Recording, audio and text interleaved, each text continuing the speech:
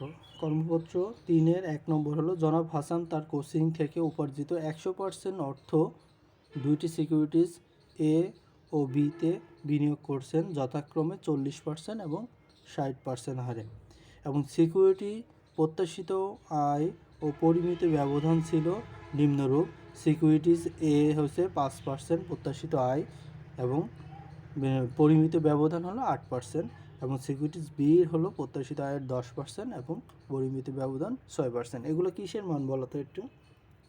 প্রত্যাশিত আয় এগুলো কি দিয়ে আছে আমাদের? এগুলো হলো আমাদের আর বার মান দিয়ে আছে, এবং পরিমিত ব্যবধান মানে কি, যেটা আমাদের সিগমার মান, সিগমার মানটাও দেওয়া আছে বা আদর্শ বিচ্যুতির মান দেওয়া আছে। তাহলে এই দুইটা আমাদের করে দিয়ে আছে, এগুলো নতুন করে করতে হবে না।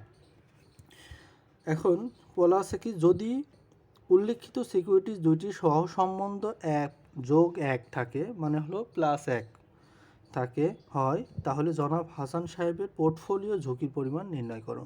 তাহলে দেখো, এখন এখানে আমাদের পোর্টফোলিও ঝুঁকির পরিমাণ নির্ণয় করতে বলছে। আগে আমরা কি করলাম, আগে দুইটা সূত্র দিয়ে করছিলাম, সেই দুইটা কী করছিলাম, যে একটা হলো সম্ভাবনার মান না থাকলে আমাদের পরিমিতি ব্যবধান, এবং হলো গড় আয়ের হার বা প্রত্যাশিত আয়ের হার কত হবে সেটা বের করছিলাম। আর এরপরে আমরা বের করছিলাম কি, সম্ভাবনার মান থাকলে আমাদের প্রত্যাশিত আয়ের হার বা গড় আয়ের হার এবং পরিমিতি ব্যবধান বা আদর্শ বিচ্যুতি কত হবে সেটা বের করছিলাম। আজকে আমরা পোর্টফোলিও যেটা আছে, পোর্টফোলিও ঝুঁকির পরিমাণ এইভাবে লেখা থাকবে। যদি প্রশ্নে লেখা থাকে যে পোর্টফোলিও ঝুঁকির পরিমাণ নির্ণয় করো, তাহলে সেই ক্ষেত্রে আমরা এইভাবে পোর্টফোলিওর যেই সূত্র আছে, পোর্টফোলিও আয়ের হার এবং পোর্টফোলিও ঝুঁকির হার, সেই সূত্রের মাধ্যমে আমরা এই অঙ্কটা করতে পারবো। ঠিক আছে? তাহলে দেখো, এবার আমাদের যেই পোর্টফোলিও ঝুঁকির হারে সেই অঙ্কটা আমরা শুরু করি। তাহলে আরেকটা জিনিস মনে রাখবো, এখানে আমাদের যেটা আছে বিনিয়োগের পরিমাণ যেটা আছে সেটা হলো আমাদের ডাব্লিউর মান। যেখানে যেই 60% 40% বলছে একটি কোম্পানিতে, বা এ কোম্পানিতে হলো 40% আর বি কোম্পানিতে হলো 60% বিনিয়োগ করছে। তার মানে যদি আমাদের 100 টাকা যদি বিনিয়োগ করে, তাহলে এর মধ্যে এ কোম্পানিতে করছে 40 টাকা আর বি কোম্পানিতে করছে 60 টাকা। বুঝতে পারছো? মানে এইটা পার্সেন্টেজ আকারে আমাদের দিয়ে আছে কত টাকা বিনিয়োগ করছি। এটা যদি বিনিয়োগ করে না দেওয়া থাকে, আগে আমাদের বের করে নিতে হবে ডাব্লিউর মান যেগুলো, এগুলো হলো ডাব্লিউর মান। তার 0.40% ডাব্লিউ এ সমান একে 40%কে 100 দ্বারা ভাগ দিলে আমাদের 0.40 আসে, আর ডাব্লিউ বিকে 60%কে 100 দ্বারা ভাগ দিলে আমাদের কত আসে, 0.60 আসে। এবার পয়েন্টটা আমরা ভাঙায় নেব, তাহলে আমাদের অঙ্ক করতে সুবিধা হবে। আর আরেকটা বিষয় ভালো করে খেয়াল করবা, যখন এইখানে তো আমাদের কোম্পানির কথা বলে দেওয়া আছে, যখন যে 40% এতে 40% বিতে করতে বলছে, যখন আমাদের এই কোন কোম্পানিতে কী পরিমাণ বিনিয়োগ করছি সেটাও যদি বলে দেওয়া না থাকে, তখন আমরা এই 1কে ভাগ দেবো 2 দ্বারা। যদি দুইটা কোম্পানি থাকে, দুইটা কোম্পানিকে ভাগ দেবো, তার মানে হবে 0.5, এবং 1কে ভাগ দেবো 2 দ্বারা দিলে 0.5 হয়, মানে দুইটা সমানভাবে বিনিয়োগটা বন্টন হবে। যখন কিছু বলা থাকবে না যে আমি এ কোম্পানিতে 60% করছি, বি কোম্পানিতে 40% করছি, এরকম যদি কিছু বলা না থাকে কোম্পানিতে, তখন আমরা এইভাবে ভাগ করব। আমাদের নেক্সট অঙ্কটা এইরকম আছে, আমরা আগে থেকেই শিখে রাখলাম বা তোমাদের এই নিয়মটা আগে থেকে বলে রাখলাম, যে যখন আমাদের কোনো কোম্পানিতে কিছু বলা থাকবে না, বা কোন কোম্পানিতে কী পরিমাণ বিনিয়োগ করছি সেটা বলা থাকবে না, যদি বলা না থাকে, তখন আমরা ধরে নেব 0.5 মানে দুইটাতে সমান আকারে বিনিয়োগ করা হয়েছে। আর দুইটাতে সমান আকারে বিনিয়োগ মানে কি, যে আমরা একটা জিনিস দেখে একটা কোম্পানিকে 2 দ্বারা দুইটা কোম্পানি ভাগ দিলে 0.5 আসে বা হাফ আসে, হাফ করে ভাগ করে নেব। দেখো, তাহলে আমাদের এখানে 40% আর 60% দেওয়া আছে, এবং পরিমিত ব্যবধান আর প্রত্যাশিত আয়ের হারগুলো দেওয়া আছে। তাহলে এখানে 1 নম্বর দেখো, যে আমাদের দেওয়া আছে, আমাদের দেখো প্রত্যাশিত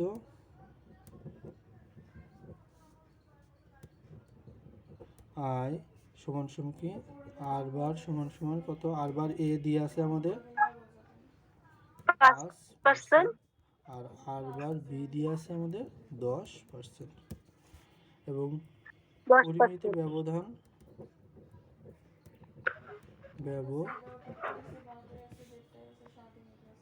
সিগমা এ সমান সমান 8% আর সিগমা বি সমান সমান আছে কত 6%। এটা আমাদের দেওয়া আছে এগুলো সিগমা বি। এখন আমাদের ক নম্বর থেকে শুরু করব যে পরিমিতি ব্যবধান যদি আমাদের সহসম্বন্ধ যোগ 1 হয় তাহলে আমাদের পোর্টফোলিও মান কত হবে। তাহলে প্রথমে আগে আমরা কি করব ইয়ার মানগুলো বের করে নেব, প্রত্যাশিত আয়ের হার যেটা আছে সেটা আমরা বের করে নেব, তারপরে আমরা প্রত্যাশিত আয়ের হার লাগবে। দেখো আমরা পোর্টফোলিও ঝুঁকির পরিমাণ যেটা আছে সেটা আমরা বের করব। দেখো তাহলে পোর্টফোলিও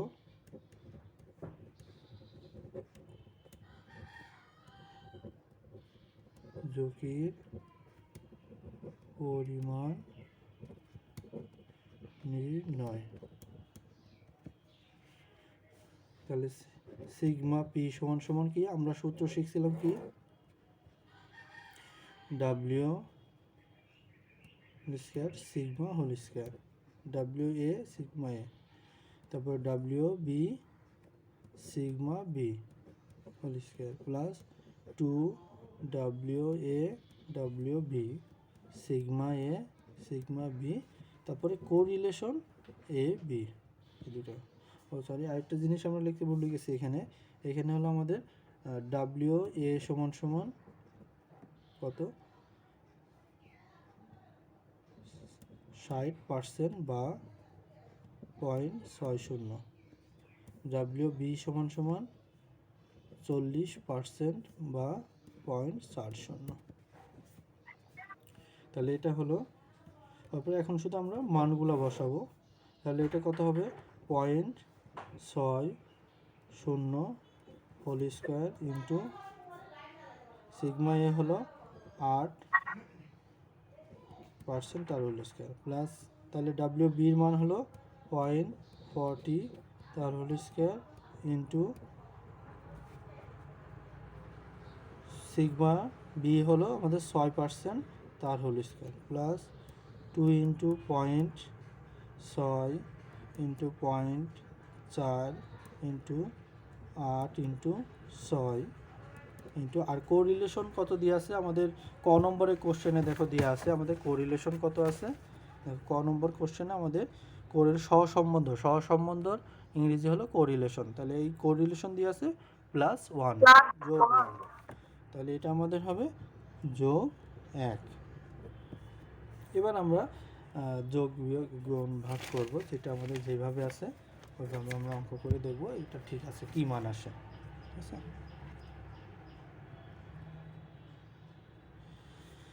মানে 0.6 whole square into 8 whole square, ওই আমাদের 23.04 আসে, 23.04। 0.4 whole square into 6 whole square 5.76 plus 2 into 0.6 into 0.4 into 8 into 6 into 1 +1 মানে শুধু 1, তাহলে এটি গুণ করলে আমাদের আসে কি 23.04 আসে।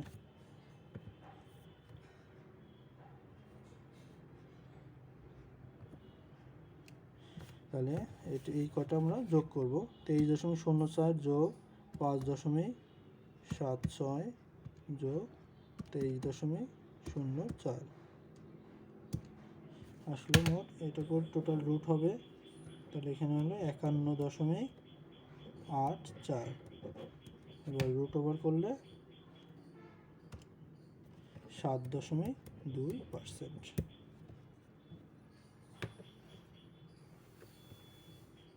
আসছে তোমার?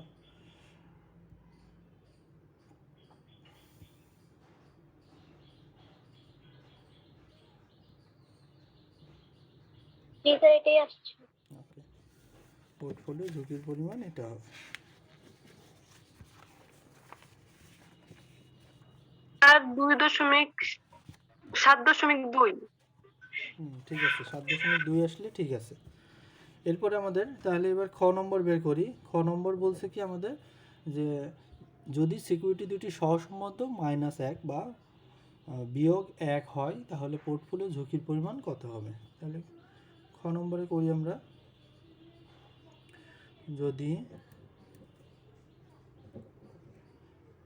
সিকিউরিটি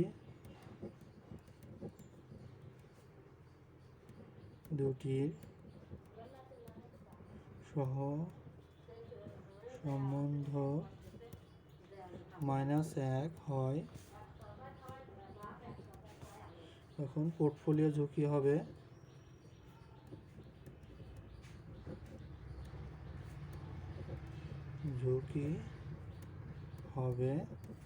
তাহলে সিগমা পি সমান সমান সূত্র কি W A whole square sigma A whole square W B sigma B whole square plus 2 W A W B sigma A sigma B. এটুকু পর্যন্ত আমাদের হলো। তারপরে কোরিলেশন এ বি। এবার আমাদের মান দুটাই একই হবে। এই পাশে 0.6 whole square into 8 whole square plus 0.4 whole square into 6 whole square plus 2 into 0.6 0.4 into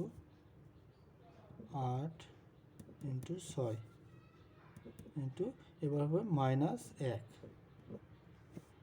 তাহলে এই ক্ষেত্রে আমাদের প্রথমটার মান যেটা আছে ওইটাই থাকবে আমাদের আগে যেটা বের করছিলাম, যেহেতু দুইটার মানই একই আমাদের, তো 23.04 আসবে। দ্বিতীয়টার মানও একই আসবে আমাদের, যেহেতু মান পরিবর্তন হয় নাই, তাহলে 5.76 আসবে।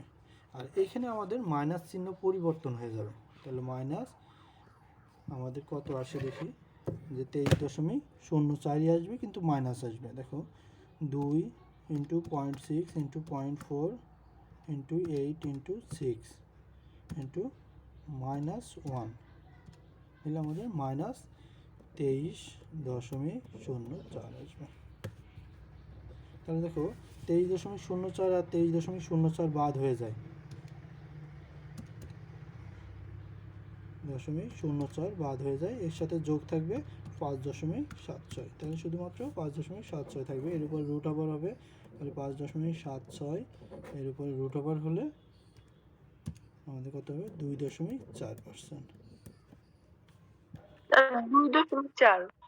হ্যাঁ, আমাদের 2.4 আসলো।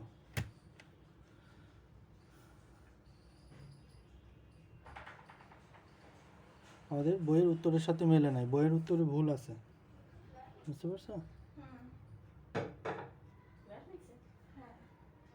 জি স্যার। ওকে, তাহলে বইয়ের উত্তরে একটু সংশোধন করে নাও, ঠিক আছে? আমাদের তাহলে পোর্টফোলিও ঝুঁকির পরিমাণ হবে 2.4%।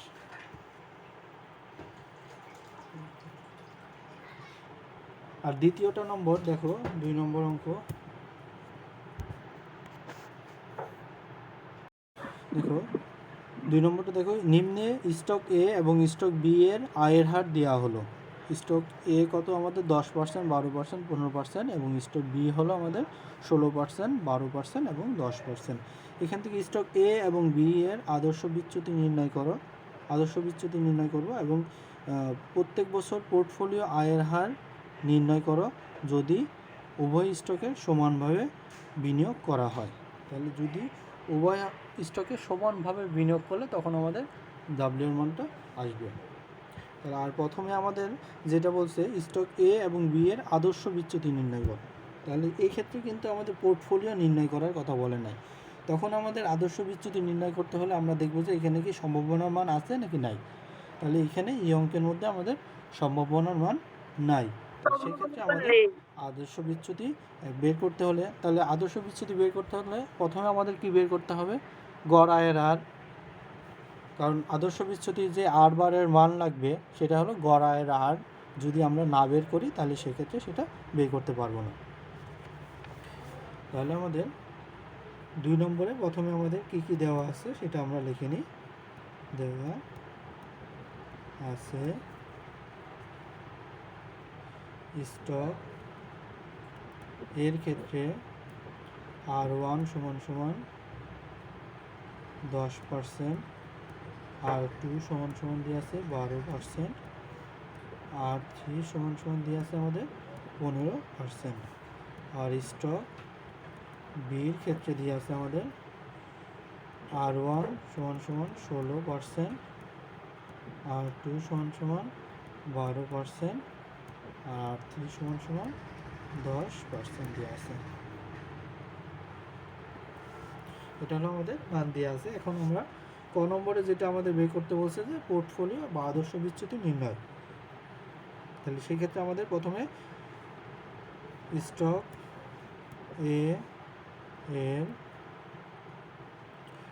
গড় আয়ের হার আর বার এ সমান সমান কি আমাদের সূত্র কি summation R I divided by N.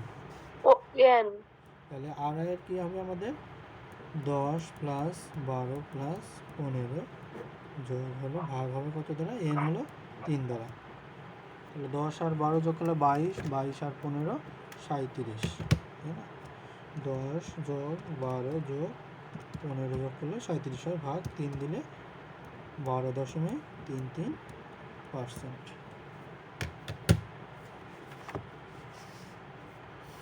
এবার স্টক বি এর গড় আয়ের হার আর বার বি সমান সমান কি summation R I divided by N. তাহলে এখানে আমাদের কত হবে 16 যোগ স্যার এটা 12.5 12 যোগ 10 ভাগ হবে কত 3 দ্বারা। তাহলে 16, 12, 10, 16 যোগ 12 যোগ 10 যোগ করলে আমাদের 38 হয়। 38 ভাগ 3 12.67%। এটা হলো আমাদের জি স্যার। গড় আয়ের হার চলে আসবে। এবার আমরা আদর্শ বিচ্যুতি নির্ণয় করব। তাহলে স্টক এ এর আদর্শ বিচ্যুতি, আদর্শ বিচ্যুতির সূত্র কি আমাদের sigma A summation R I minus R bar whole square divided by N minus 1। অন। তাহলে এখানে আমাদের সিগমা এর ক্ষেত্রে আমাদের আর এর মান কত ছিল 10 মাইনাস আর আর বারের মান কত ছিল আমাদের 12.33 আর হোল স্কয়ার প্লাস 12 মাইনাস 12.33 তার হোল স্কয়ার প্লাস 15 মাইনাস 12.33 তার whole square divided by 3 minus 1। তাহলে আমরা ব্র্যাকেট দিয়ে করি 10 মাইনাস 12.33 তার হোল স্কয়ার প্লাস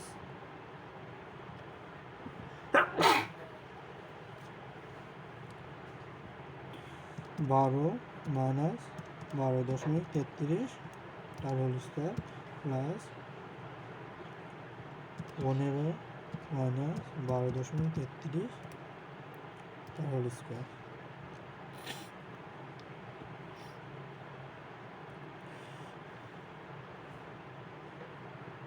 তাহলে আমাদের আসে কত 12.66। তাহলে 12.67 ভাগ 2 ভাগ 2 তাহলে 6.33 আর স্কয়ার। তারপর এটার উপর রুট দিলে আমাদের আসে 2.52%। হয়েছে সবার?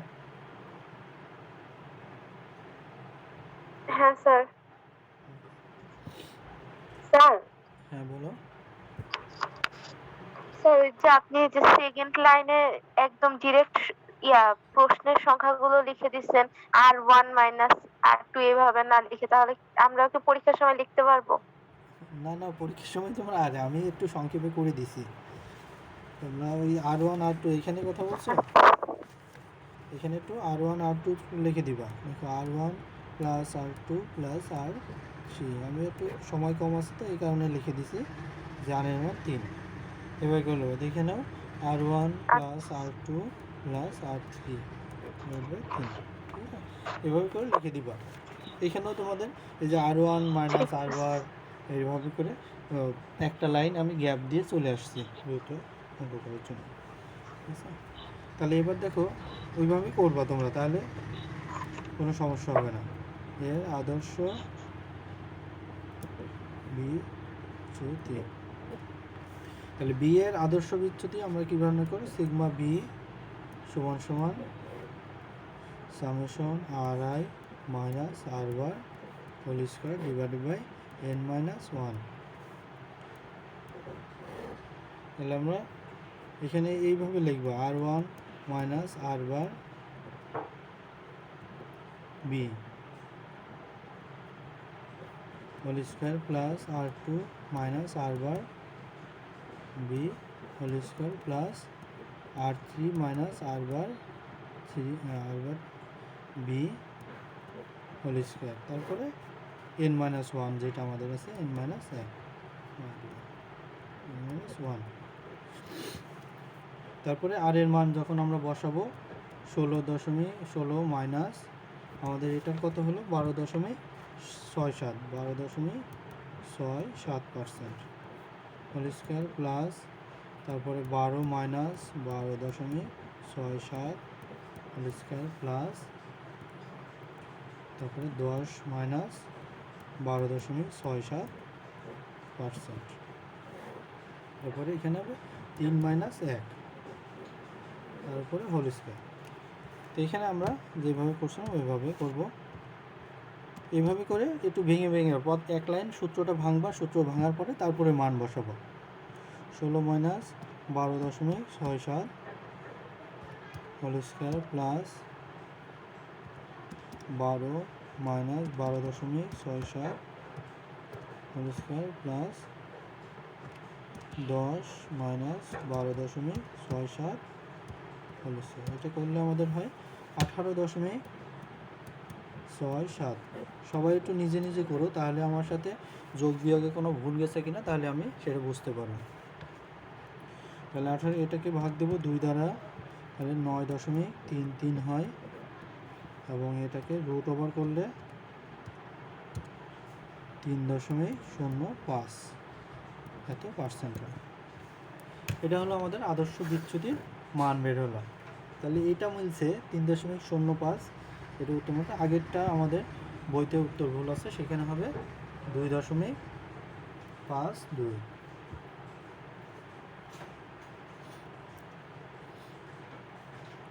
এরপরে আমাদের কি বলছে, খ নম্বরে বলছে প্রত্যেক বছরের পোর্টফোলিও আয়ের হার নির্ণয় করো। এখানে আমাদের পোর্টফোলিও ঝুঁকির পরিমাণ নির্ণয় করতে বলে না, শুধুমাত্র আয়ের হারটা নির্ণয় করতে বলছে। তাহলে পোর্টফোলিও আয়ের হার দেখো, পোর্টফোলিও আয়ের হারের সূত্র আমরা কি শিখছিলাম, পোর্টফোলিও আয়ের হার আমরা আর বার সমান সমান যেটা আছে ওটা আমরা করবো যে W1R1। তাহলে খ নম্বরে আমাদের স্টক এ এর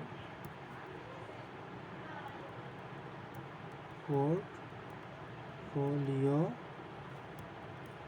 আয়ের হার।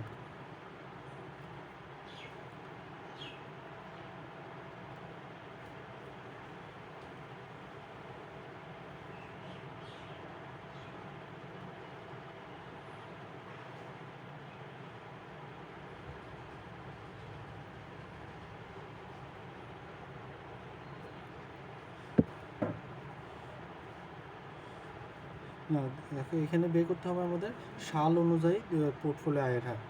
2010 সালের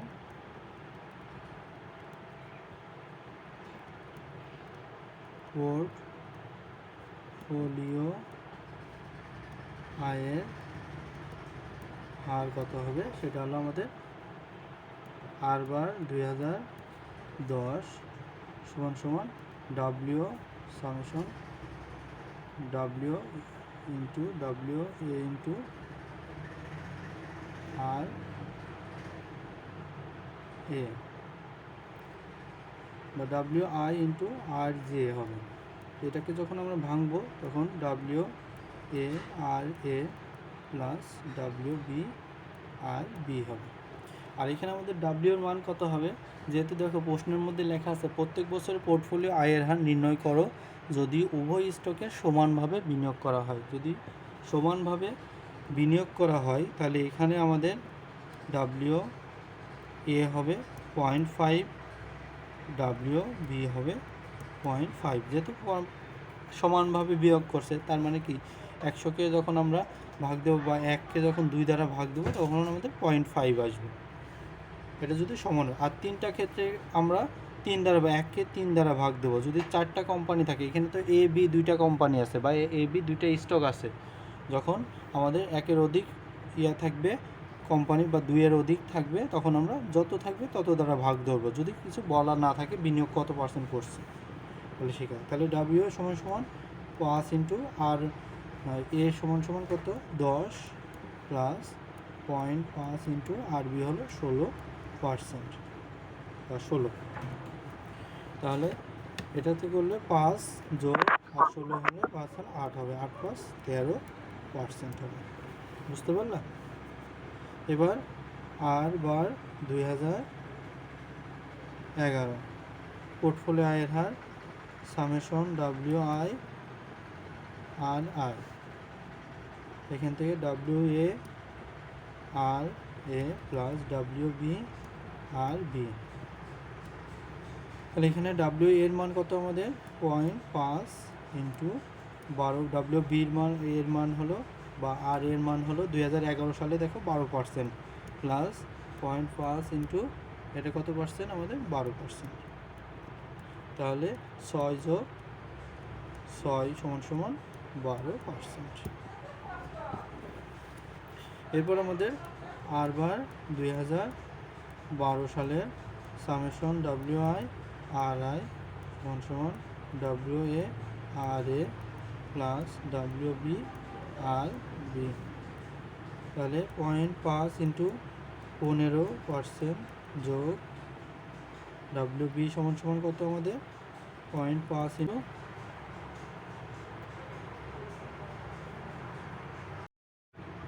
ওকে। তাহলে দেখো এটা আমাদের মানগুলো 2012 সালের হবে 0.5 ইন্টু 15 করলে আমাদের 7.5% যোগ 0.5 ইন্টু 10 করলে আমাদের 5 আসে 5%। তাহলে 7 + 5 12.5%। দেখো এইভাবে আমাদের পোর্টফোলিও আয়ের হার আমাদের নির্ণয় করতে বলছে। পোর্টফোলিও আয়ের হার আমাদের সূত্র হলো 2010 সালের আমাদের বের করতে হবে 2011 সালের এবং 2012 সালের পোর্টফোলিও আয়ের হার আমাদের নির্ণয় করছি। স্যার খাতাটা একটু উপরে ওঠান, নিচে লেখা দেখতে পাচ্ছি না। দেখো 12.5% হচ্ছে।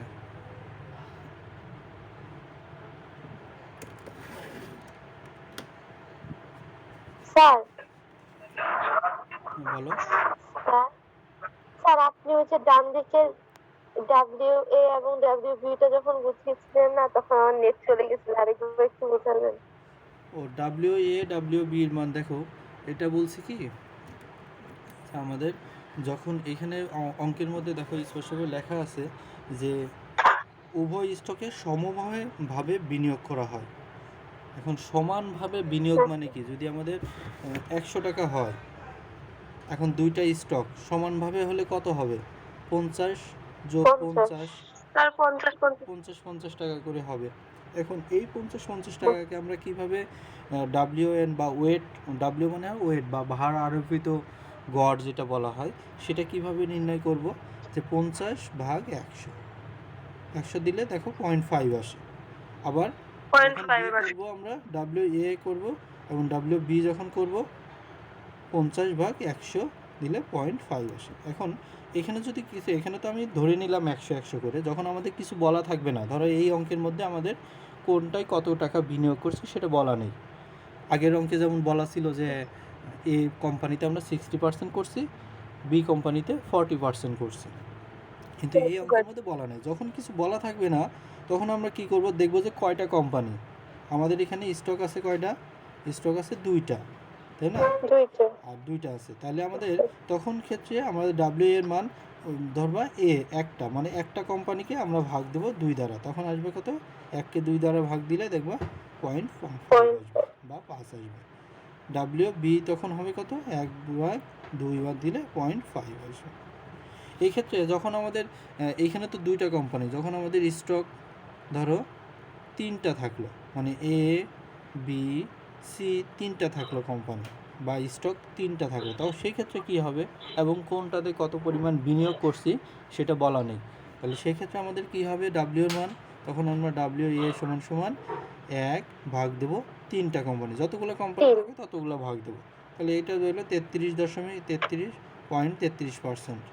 তারপরে ডাব্লিউ বি হবে আমাদের 1/, ডাব্লিউ বি হবে 1/3 দিলে 0.33 হবে, এবং 33 মানে এই 3 হয়েই থাকবে। তারপরে ডাব্লিউ সির মান হবে 1/3 দিলে 0.33, এইভাবে হবে, বুঝতে পারছো? আর যখন আমাদের যদি এ বি সি ডি 4টা কোম্পানি থাকে, এ বি সি ডি 4টা কোম্পানি থাকলে তখন ডাব্লিউ এর মান কত হবে আমাদের, 1/4 হবে, তো 1/4 দিলে 0.25 হয় বা 0.25 হয়, এভাবে করে। এখন খেয়াল করবো যে অঙ্কের মধ্যে আমাদের কয়টা স্টক দিয়ে আছে বা কয়টা কোম্পানি দিয়ে আছে, সেই ক্ষেত্রে আমাদের ডাব্লিউ মান সেভাবে। আর অঙ্কে যদি বলা থাকে যে এই কোম্পানিতে এত করছি, বি কোম্পানিতে এত % করছি, তাহলে তো আমাদের এইটা নির্ণয় করতে হবে না, তখন আমরা অঙ্কে যেভাবে বলা থাকবে আমরা সেইভাবেই করব। বিষয়টা ক্লিয়ার হয়েছে সবাই? জি স্যার। যখন এটা আমরা বের করব কখন, যখন আমাদের কিছু বলা থাকবে না যে কত কোন কোন ইয়াতে কত পরিমাণ বিনিয়োগ করছে, সেটা যদি বলা না থাকে। একটু ফুল পেজটা একটু দেখান। ফুল পেজ জি স্যার।